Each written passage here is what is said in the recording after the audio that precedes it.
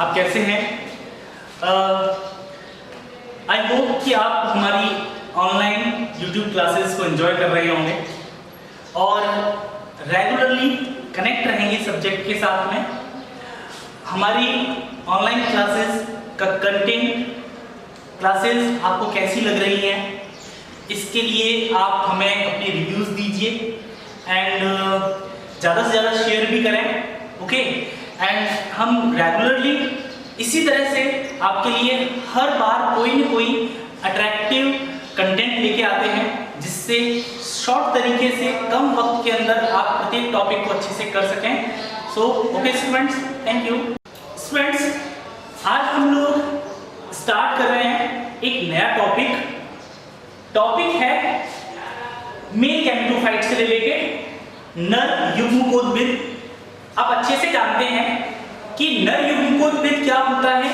एक अंकुरित परागकण को, जर्मिनेटेड जो पॉलन ग्रेन होता है, उसको हम नर युग्मकोद्भिद मानते हैं, मेल गैमेटोफाइट कहते हैं, अंकुरित परागकण, राइट।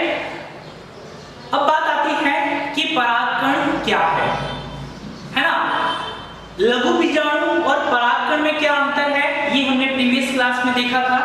लघु बीजाणु और परागकण में डिफरेंस क्या है, ओके। सो हम लोग यहाँ पर स्टार्ट करने जा रहे हैं परागकण की संरचना, structure of pollen grain. So pollen grain की स्ट्रक्चर में हम देखें, सबसे पहले जो परागकण या पॉलन ग्रेन्स जो होते हैं वो रिप्रोडक्टिव और स्पेशली मेल रिप्रोडक्टिव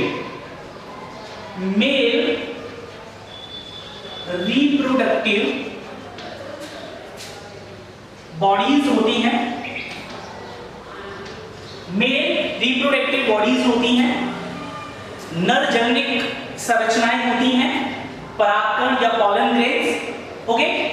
ये संरचनाएं एक कोशिकीय कैसी होती हैं, एक कोशिकीय, एक केंद्रकीय व अगुणित होती हैं, राइट। इसकी अगर हम शेप की बात करें तो सामान्यतः हम देखते हैं ये अंडाकार या गोलाकार, ओवल शेप या गोलाकार, स्फेरिकल शेप होते हैं।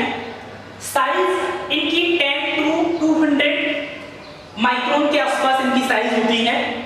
तो साइज के बेस पर ही कुछ दो अच्छे क्वेश्चंस पूछे जा सकते हैं, जो इनका smallest size of pollen grain और एक लार्जेस्ट साइज का जो पॉलन ग्रेन है, वो एक तो जो स्मॉलेस्ट पॉलन ग्रेन है वो मायोसोटीज में मिलता है, जिसका साइज 10 माइक्रोन के आसपास होता है।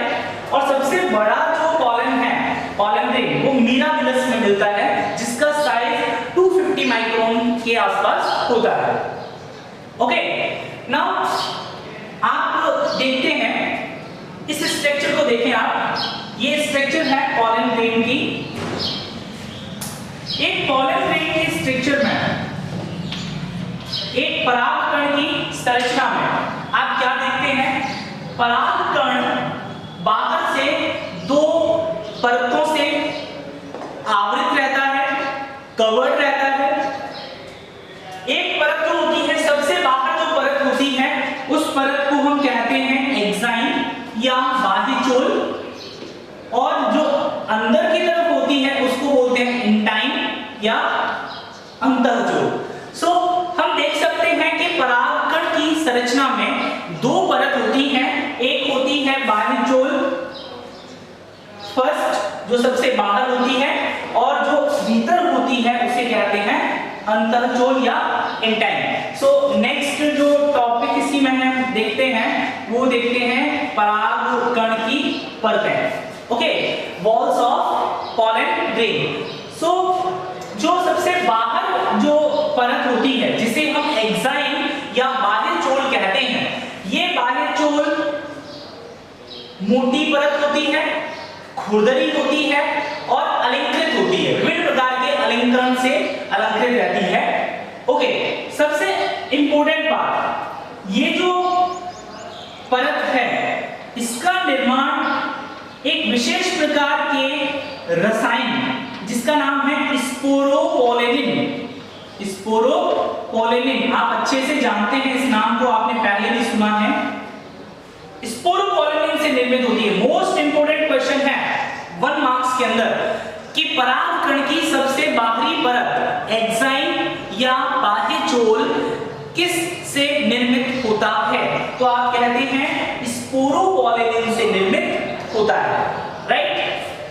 देखिए तो ये डायग्राम के अंदर आपको देख रहे हैं आप, ये जो ग्रीन कलर वाली जो बाहर की तरफ लेयर जो दिख रही है, थिक लेयर है, थोड़ी सी खुरदरी है, रफ होती है, ठीक है, ये रफ होती है इस तरह से, एकदम ये यहाँ पर आप स्मूथ नहीं देखेंगे इसको, इस तरह से रफ होती है।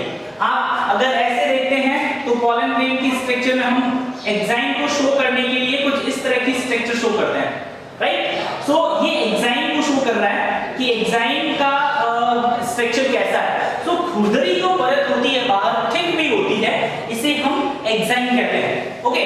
सो थिक होती है, रफ होती है एंड ओरिएंटेड होती है, मींस अलंकृत रहती है, स्पोरोपोलेनिन से बनती है। अब हम लोग स्पोरोपोलेनिन पर एक क्वेश्चन पूछा जाता है कि right in short note on sporopollenin, means sporopollenin पर आप कोई टिप्पणी लिखें। तो हम जानते हैं स्पोरोपोलेनिन दुनिया का ज्ञात भौतिक व जैविक व भौतिक, बायोलॉजिकल एंड फिजिकल अपघटन नहीं होता, समझ रहे हो बात को? स्पोरोपोलेनिन दुनिया का ज्ञात वह सर्वाधिक वह केमिकल कंपोनेंट है जो जैविक रूप से और फिजिकली भौतिक रूप से अपघटित नहीं होता। इसके ऊपर ना पानी का कोई असर होता है, ना किसी अम्ल का कोई असर होता है, ना कोई क्षार का असर होता है, ना किसी और अन्य पदार्थ का इसके ऊपर असर होता है। मतलब आप इसको बायोलॉजिकली या फिजिकली क्या नहीं कर सकते, आप इसको डिकम्पोज नहीं कर सकते, ठीक है। और इसीलिए यही कारण है कि परागकण जीवाश्मों के रूप में संग्रहित रहते हैं। लाखों करोड़ों जीवाश्म फोसिल्स, जीवाश्म क्या होते हैं? हजारों लाखों करोड़ों वर्ष पूर्व किसी सतह, भूमि की सतह के नीचे या किसी सतह के नीचे दबे हुए जीव जंतुओं के, है ना, पादपों के अवशेषों को हम क्या कहते हैं? जीवाश्म या फोसिल्स कहते हैं। तो आप देखते हैं कि पादप के भागों में हम पॉलेंस को जीवाश्म के रूप में प्राप्त कर सकते हैं, और उसकी कारण या उसकी वजह क्या है? उसके एंजाइम का स्पोरोपोलेनिन से बना होना। सो एक क्वेश्चन यहां से भी आपसे पूछा जा सकता है। मैं जो आपको क्वेश्चंस बोलता हूं, इन क्वेश्चंस को आप नोट डाउन कर सकते हैं। आरबीएससी बोर्ड एग्जामिनेशन के लिए ये वेरी मोस्ट क्वेश्चंस होते हैं कि क्वेश्चन में ये पूछा जाता है कि क्या कारण है कि परागकण जीवाश्मों के रूप में संग्रहित रहते हैं। क्वेश्चन क्या पूछा जाता है कि परागकण जीवाश्मों के रूप में संग्रहित रहते हैं। तो आप कह सकते हैं कि परागकण की एंजाइम या बाह्यचोल के स्पोरोपोलेनिन से निर्मित होने के कारण ये जीवाश्मों के रूप में संग्रहित रहते हैं। और स्पोरोपोलेनिन एक ऐसा केमिकल कंपाउंड है, एक ऐसा रासायनिक यौगिक है जिसका जैविक और भौतिक अपघटन नहीं हो सकता, राइट। मैं इसके बारे में और भी बता सकता हूं। आपने पीछे यूबिश बॉडीज के बारे में सुना था कि what is difference between pro Ubisch bodies and Ubisch bodies. Ubisch bodies और प्रो यूबिश बॉडीज में क्या अंतर है? तो वो भी आपको पता है कि स्पोरोपोलेनिन, यूबिश जो प्रो यूबिश बॉडीज होती हैं वो स्पोरोपोलेनिन से जब क्या हो जाती है, कवर्ड हो जाती हैं, तो यूबिश बॉडीज कहते हैं। वही यहां पर एक और कांसेप्ट भी आता है। नाउ नेक्स्ट एक और बात, जो एंजाइम होती है उस एंजाइम में क्या पाए जाते हैं? जनन छिद्र पाए जाते हैं, जर्म पोर पाए जाते हैं। एंजाइम में जनन छिद्र उपस्थित होते हैं, ठीक है। अब ये जनन छिद्र होते क्या है, जर्म पोर होते क्या है? आप स्ट्रक्चर में देखें, आपको जो ये रफ थिक ओरिएंटेड जो स्ट्रक्चर दिख रही है, it is known as enzyme. ये आपकी एंजाइम है, ठीक है, मोटी है, केमिकल कंपाउंड के रूप में स्पोरोपोलेनिन इसके अंदर है। देखो जगह जगह पर ये यहां तक आ गई, ये कंटीन्यूअस नहीं है। एंजाइम जो होती है होल पॉलन ग्रेन के ऊपर कंटीन्यूअस नहीं होती है, ये डिसकंटीन्यूअस होती है। डिसकंटीन्यूअस किस वजह से होती है?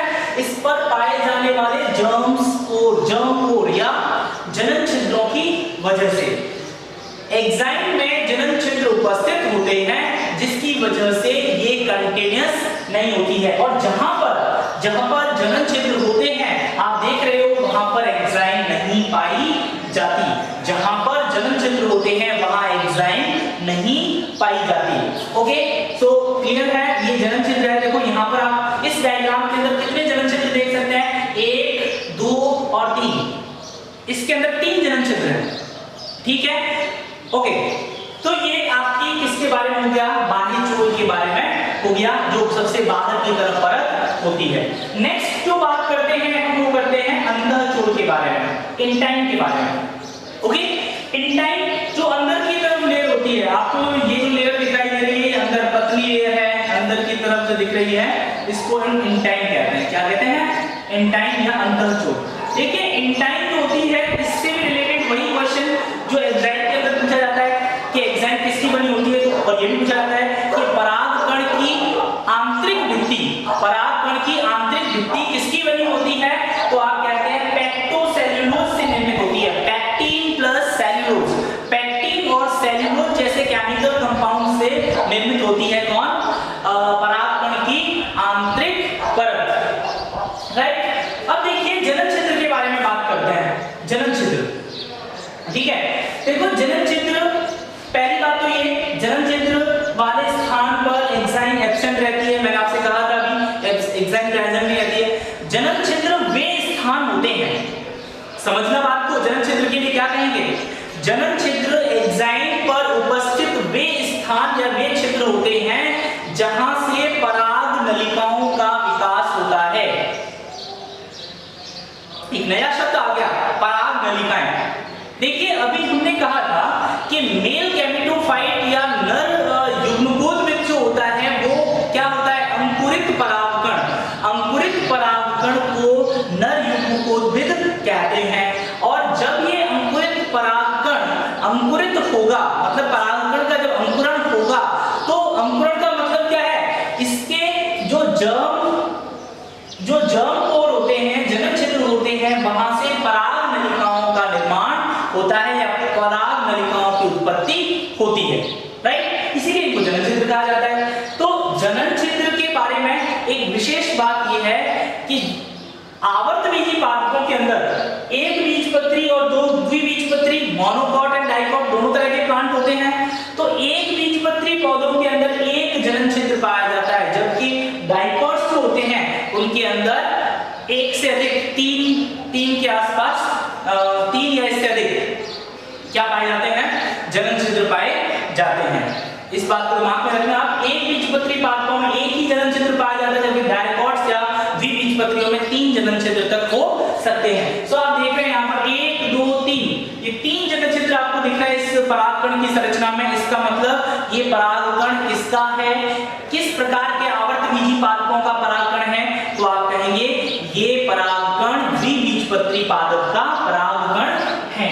बहुत मोस्ट इंपोर्टेंट बात है, आपको इसको याद रखना है, राइट। सो ये तीनों चीजें हो गई। परागकण की संरचना में बाह्यचोल हो गया, अंतःचोल हो गया और जनन छिद्र हो गया। और जनन छिद्र क्या होता है, इससे किसकी उत्पत्ति होती है, आपने वो बात देखी। अब इसके अलावा आप और क्या देख रहे हैं, इसकी संरचना के अंदर, आप इसकी संरचना के अंदर देख पा रहे हैं ये कोशिका द्रव्य भरा हुआ है। जो परागकण है उसमें कोशिका द्रव्य है। ये आपको जो दिखाई दे रहा है ये केंद्रक है, इसका न्यूक्लियस केंद्रक है। और आप जानते हैं ये एक पादप कोशिका है, तो इसके अंदर एक रिक्तिका या वैक्यूल भी है, रिक्तिका या वैक्यूल भी है। तो ये आपके सामने स्ट्रक्चर है किसकी, परागकण की संरचना की।